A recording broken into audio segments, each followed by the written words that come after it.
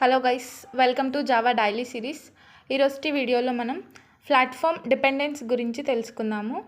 Platform independent కంటే ముందు మనము వాట్ ఈస్ ప్లాట్ఫామ్ డిపెండెంట్ అని తెలుసుకోవాలి. దాంట్లో ఫస్ట్ ప్లాట్ఫామ్ అంటే ఏంటో తెలుసుకుందాం. వాట్ ఈస్ ప్లాట్ఫామ్ అంటే it is a combination of hardware and software. Hardware అంటే మైక్రో ప్రాసెసర్ అనమాట, మనకు తెలిసిందే. It is the brain of our computer and software is the operating system అనమాట.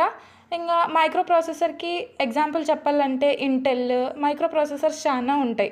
అట్లా ఈ ఎగ్జాంపుల్స్. ఇంకా ఆపరేటింగ్ సిస్టమ్స్ అంటే మనకు తెలిసిందే, విండోస్, యూనిక్స్, మ్యాక్ ఓఎస్ ఇలా చాలా ఉన్నాయన్నమాట. దీన్ని ఒక ఎగ్జాంపుల్తో మనం నీట్గా నేర్చుకుందాం.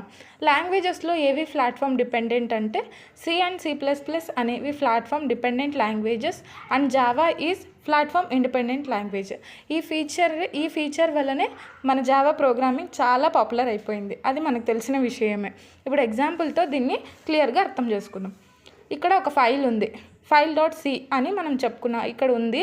ఇక్కడ .c అనేది ఎక్స్టెన్షన్ అనమాట. మనం ఏదైనా ఒక ఫైల్ని సేవ్ చేయాలి ప్రోగ్రామింగ్లో అంటే .c .java అలా సేవ్ చేస్తామన్నమాట. ఇక్కడ .c అంటే సి ప్రోగ్రామింగ్ లాంగ్వేజ్ అనమాట. ఇక్కడ మనం ఏం డిస్కస్ చేస్తున్నాము, ప్లాట్ఫామ్ డిపెండెంట్ గురించి కదా.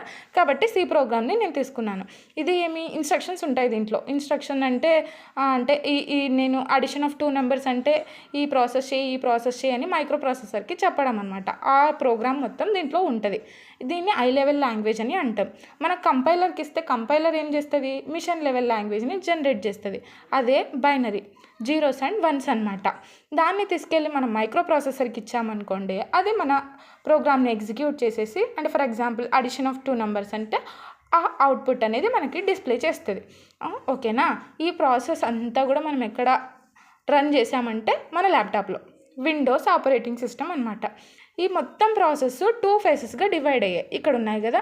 అంటే ఫస్ట్ కంపైలేషన్ ఫేస్ అంటే ఏంటి అంటే మన ఈ ఐ లెవెల్ లాంగ్వేజ్ అనేది మిషన్ లెవెల్ లాంగ్వేజ్గా కన్వర్ట్ అవుతుంది కదా. ఆ ప్రాసెస్ని మనము కంపైలేషన్ ఫేస్ అని అంటాం. ఓకే.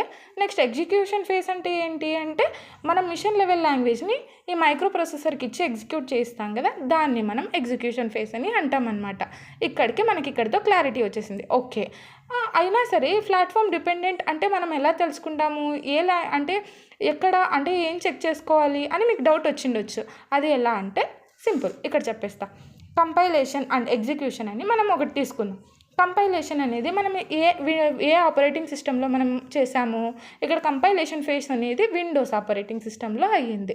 ఇక్కడ విండోస్ అని రాసుకున్నాం. ఓకే. నెక్స్ట్ ఎగ్జిక్యూషన్ ఫేస్ అనేది ఎక్కడ జరిగింది, విండోస్ ఆపరేటింగ్ సిస్టంలోనే జరిగింది.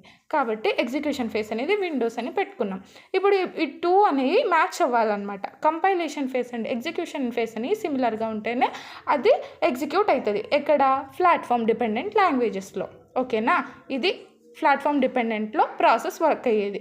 ఇప్పుడు ఫర్ ఎగ్జాంపుల్ నేను ఏం చేస్తాను, ఈ కంపైలేషన్ ప్రాసెస్ మొత్తము నేను ఈ విండోస్ ఆపరేటింగ్ సిస్టంలో చేస్తాను. ఈ ఎగ్జిక్యూషన్ ఫేస్ అనేది ఈ మిషన్ లెవెల్ లాంగ్వేజ్ ఉంటుంది కదా, ఆ మిషన్ లెవెల్ లాంగ్వేజ్ని తీసుకొచ్చేసి నేను యూనిక్స్ ఆపరేటింగ్ సిస్టమ్కి ఇస్తాను. అప్పుడు అది ఎగ్జిక్యూట్ అవుతుందా అంటే నో, అది ఎగ్జిక్యూట్ అవ్వదు. ఇలా ఎందుకు, ప్లాట్ఫామ్ డిపెండెంట్ లాంగ్వేజ్ మనకేది ఈ సి లాంగ్వేజ్ అనేది ప్లాట్ఫామ్ డిపెండెంట్ కదా, అది అవ్వదన్నమాట. ఇది ప్లాట్ఫామ్ డిపెండెంట్ లాంగ్వేజ్ అంటే. నెక్స్ట్ వీడియోలో మనం ఏం చేద్దాం, దీన్ని మనకు ఓవర్కమ్ చేస్తూ ప్లాట్ఫామ్ ఇండిపెండెంట్ లాంగ్వేజ్ వచ్చింది కదా, దాన్ని మనం నెక్స్ట్ వీడియోలో తెలుసుకుందాం. కంటెంట్ నచ్చినట్లయితే లైక్ వేసుకోండి. నెక్స్ట్ వీడియో కోసం ఫాలో కొట్టి పెట్టుకోండి. Thank you for watching. Bye bye.